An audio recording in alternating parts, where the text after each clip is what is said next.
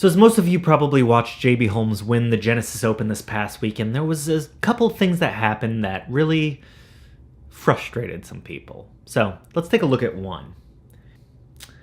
Right here, we have a 1:16 long video of JB Holmes about to hit a putt. I'd show you the whole thing, but I gotta roll the intro.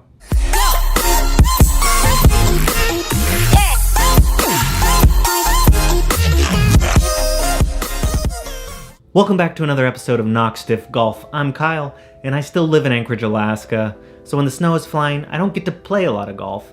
I get to be on here and talk about it. So before we get started with this video, I should launch a video right here that's going to show some of the most famous slow players on tour. And my hope is that I wrap up this video before they even hit probably 3 to 4 shots, just to show you and reference how slow they have played in the past. I think we can all agree that there's two categories of players when we're looking at golf. You have competitive amateurs and professionals, and then you also have the casual golfers on this side. We can all agree at the end of the day, casual golfers have zero excuses to not be abiding by pace of play. The argument comes in when we're talking professional level, when they're playing for money, playing for sometimes millions, hundreds of thousands of dollars. Do they have a little bit more of an excuse when they're lining up a 3-footer versus Mike and his casual group lining up a 3-footer for playing for a quarter? Yes, I do believe there is a difference, and I do believe there is some leniency on the side of professionals because I can't really make that call for them. I've never been in the situation where I had to make a $100,000 putt. I think we can all agree that to some extent the pace of play issue is getting out of hand in the professional level. When you have somebody like JB Holmes taking 1:18 to hit a putt, well, he missed by the way,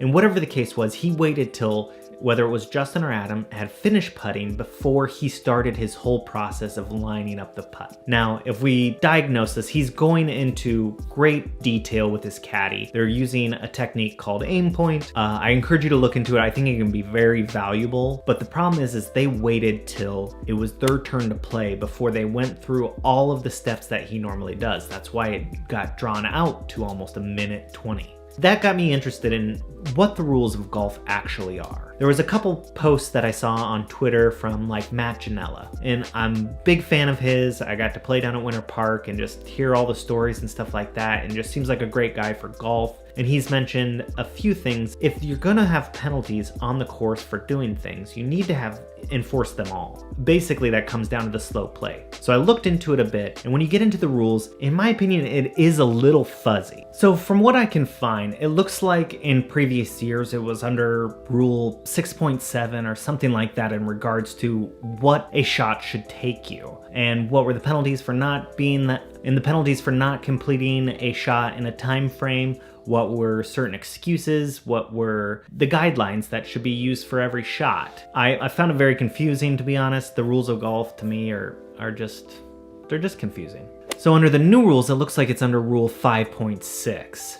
And so I encourage you, go to the website, check it out, read up on it. But nowhere did I see that it was an actual rule of golf. It seems that it needs a committee to kind of enforce this rule of the 40 seconds, as most of you have probably heard, that for you to take a shot. The process, from my understanding, is that you would get a warning if your group was not keeping up pace of play. Then you were on the clock, and then you're assessed a 1-stroke penalty, and then a 2-stroke penalty, and then you face, I believe, disqualifications. I guess you get 2 penalties before you're disqualified. I looked it up on how many times they've enforced this throughout the years, and it only looked like it was a handful of times. And I think at the end of the day, when you're looking at the rules of golf, you have to accept that you can't call a penalty like on Ricky Fowler at the Waste Management, where he had placed his ball because it went into the hazard, walked up to check the green, and had that roll back in, and he was assessed a penalty there. And what everybody thought was pretty ridiculous, but rules are rules, right? Except now when you're talking about pace of play,